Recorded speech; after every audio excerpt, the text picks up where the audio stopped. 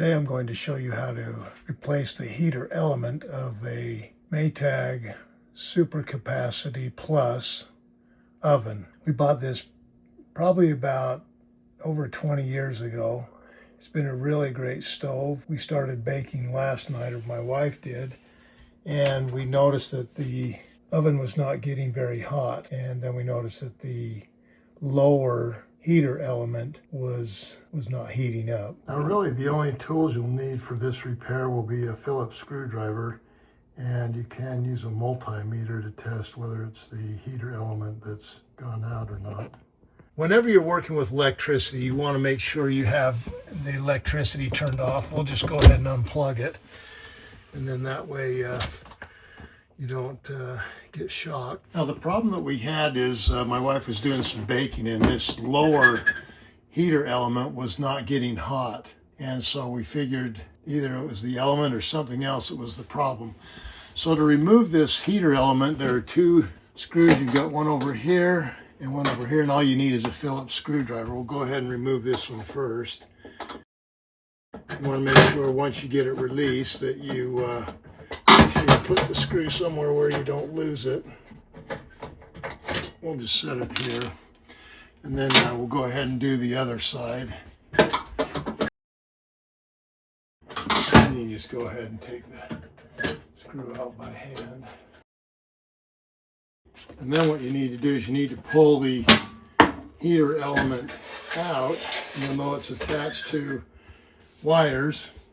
So you got to go ahead and release the wires from the element. You can see you've got this clip right here, and all you really need to do is just slip that off. So you just go ahead and pull this clip off of the end, and it looks like I was able to do it. Then you just do the same thing to the other side. So again, you just go ahead, lift this up, and then go ahead and slide the clip off. And that's what you'll have. And then you just go ahead and remove the heater element. After removing the element, that gives you a great opportunity to clean your oven. And that's what I did, but it's just so much easier with the element removed. Now, what I have here is, this is the old one. And when I took it in, they saw right away that it was not working. You can see that it's got this bulge right through here. It's kind of bent. You know, if you see anything like that, any scarring and movement where it's starting to move outside of the element, you know something is wrong with it. So that's one way you can tell if it's bad, is just by seeing anything like this. You know it's going to be bad. You can also use a multimeter. You can get this on Amazon for about $15. And let me show you what you should see. So what you want to do is, again, set your multimeter where it should be. You're then going to just touch each end, and then you'll be watching the display. If nothing happens, there's no connectivity. So now we'll go ahead and try the other side, and you'll watch the multimeter. It's going to change numbers. If you see any of that, then you know that it's still good. You can see here, you can see the numbers changing. And so we know this one's good, this one is not good. This is the one we're replacing. We'll go ahead and throw this one in. Now to install the new heater element, again you just got to slip these wires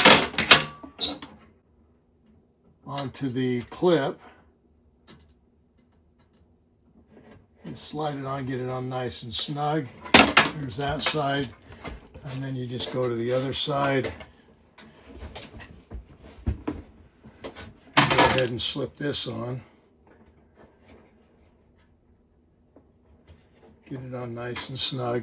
Then you got to make sure you tuck the wire in. You don't want any of the wire around the opening, because you're then just going to slide the heater element inside. And you can see goes in quite a ways. And then the last thing we need to do is just go ahead and put the screws back in. Now an easy way to do that is to just find where the hole is, and you can see where it is over here. Put the screw in, and then just go ahead and find the hole, and then just go ahead and screw it in. And again, you want to get this screw nice and snug.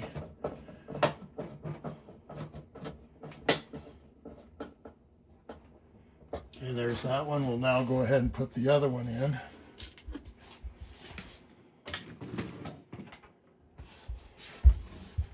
Again, it's best just to go ahead and lift this up. You can see where the hole is. Just slide that in, and then just go ahead and tighten it up.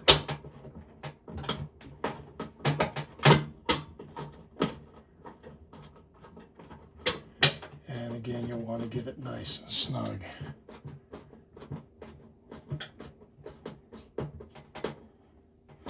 Now the last thing you want to do is go ahead and test it out, and then go ahead and plug the power back in. Just slide that in.